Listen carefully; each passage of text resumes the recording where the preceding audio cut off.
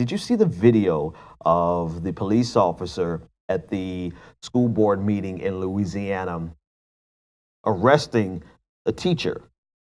Let me see if I have that video. I want to see if I have that video because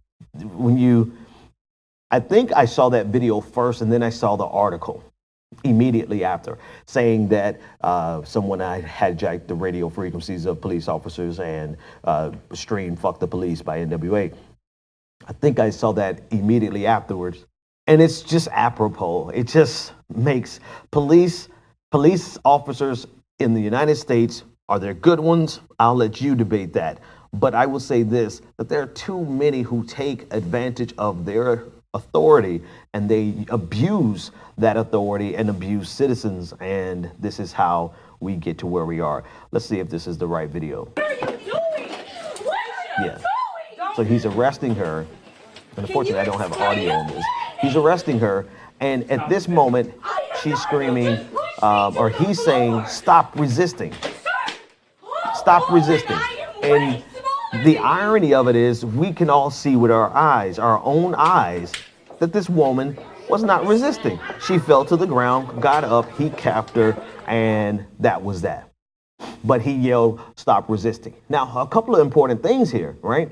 This is not ye old standard abuse because it's a black officer abusing a white woman. Not something that you see on a regular basis. But like I always, that's a little interference. Like I've always said, what I've always said is that if there is a police state, it started first in the black community. And if there is a police state, it's going to spill over into other communities. And we've also talked about the fact that police brutality is not something that's only endemic with white officers or non-black officers. We've said that police brutality transcends race, right? And we've seen black officers. There's another case in Louisiana where two black officers, one was sentenced to 40 years for the murder of a 6-year-old white boy, shooting up the father's truck, trying to get the father, inadvertently killed the son. So, I mean, this entire idea that it is limited to white officers or non-black officers has always been fallacious, right? And we've said this, that once a person joins the police force, they're trained, they're indoctrinated with that culture. And that culture supersedes any loyalty to any race, or, if that even is a thing with black people. It transcends it because that becomes their life. That becomes their training, that becomes their profession. It's no longer, they're no longer view themselves, in so many cases, they don't view themselves as a part of the community. If you take a look at what happened in St. Louis when the police officers were rallying, and I forgot exactly what the incident was, but it was the most recent incident in St. Louis, possibly because of the acquittal of a police officer for killing a black man. I remember that detail. But in the video, you can hear them yelling, "Whose streets? Our streets," right? And these are police officers shouting this together. Whose streets? Our streets. So that lets you know that immediately they have an attitude of them versus us. And it doesn't matter. There's going to be black people and there's going to be Hispanic officers. There's going to be all sorts of officers who are indoctrinated with that type of thinking. And the truth of the matter is that it honestly transcends race and it supersedes their commitment, if any, to their own race. Period. And so this is how we see the video that we just saw, the video of the black officer accosting this white teacher. And it both signifies the reality that, one, blue lives and that concept of the blue wall of silence and the blue police officer culture transcends race. But then two, we've been saying it for a long time. If you see police brutality and police violence, it will always, if you see it in the black community, it's always going to spill over. The other part of this is the case in Louisiana with the teacher being arrested. The backdrop of the story is that she was asking the school board questions about a raise that they were giving to the superintendent. Superintendent was getting a $30,000 raise. She was complaining about the fact that teachers don't make enough and that the support staff doesn't make enough. She was asking a question. You can watch the full video, and she was escorted out and eventually arrested for essentially asking a question. Now, the ACLU has taken up the case. What's significant about this is that this is probably one of the best examples of a government group, a government agency, or elected officials suppressing criticism from a citizen. And they're doing it. Of course, their justification is going to be that they are, rules and policies and decorum that they have to show. And this is interesting when you allow decorum and your rules and policies to become the tool that you use to suppress political speech. They're not stupid, right? This is not entry-level government and politics. What's that high school course? This is not your government and economics course where people are learning for the first time. No, they're very keen. They understand that they can create a system where they can essentially suppress the voices of the people through asserting policies on decorum, when you can speak, when you can't speak. It's very similar to the having to get permits to protest.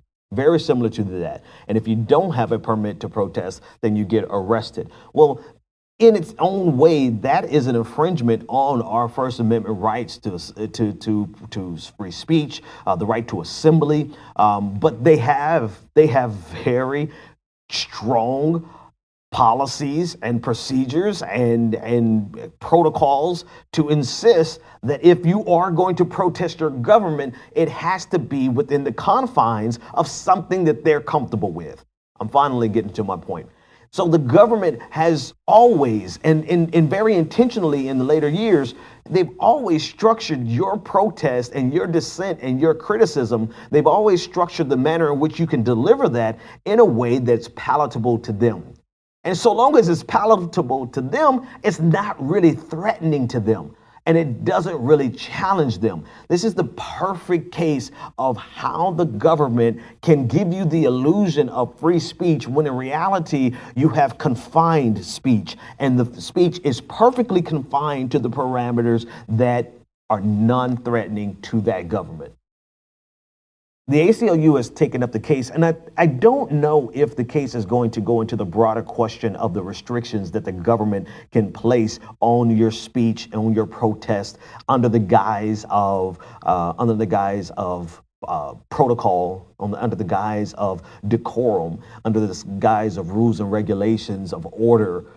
I don't know if it's going to go into that bigger question, but that is the bigger question underneath this case in Louisiana where the teacher was arrested. The bigger question underneath it is, to what extent does the government have the right to confine your speech? And I'm sure there's plenty of case studies. I mean, the challenge has probably been made if we dig into the legal history around it. I'm sure there's plenty of cases that has outlined the fact that the United States government does have the right to do this. But it's granted itself that right. Ultimately, it's granted itself that right. And so all of our protests, all of our dissent, even raising our hand and asking a question at a school board has become a means of control. We talk about controlled opposition. The majority of our dissent is controlled dissent. The majority of our protests are controlled protests. It's nothing more than an outlet to give us space and say, let them go over there on that block. Here's their permit, and let them shout to the top of their lungs. We're comfortable with that. Nothing's really going to change. That's really the structure. Think about every protest. And if you dare have a protest that is not permitted, that you didn't get a permit for, then you're going to get arrested.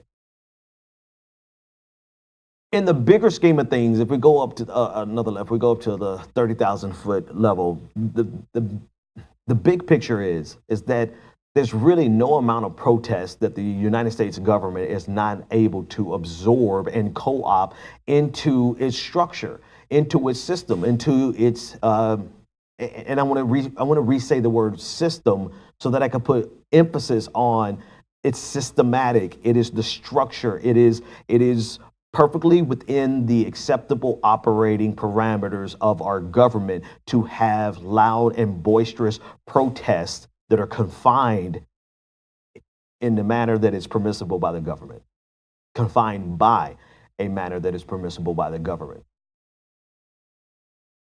And I know this is just one microcosm of this, but if you just think about, the teacher in Louisiana, there's just one small detail in a data point in so many examples of this. But think about what we're encouraging in Iran, right? We're encouraging the protest against not the Mujahideen, I'm in Afghanistan now, but against the supreme leader, Al-Khamenei.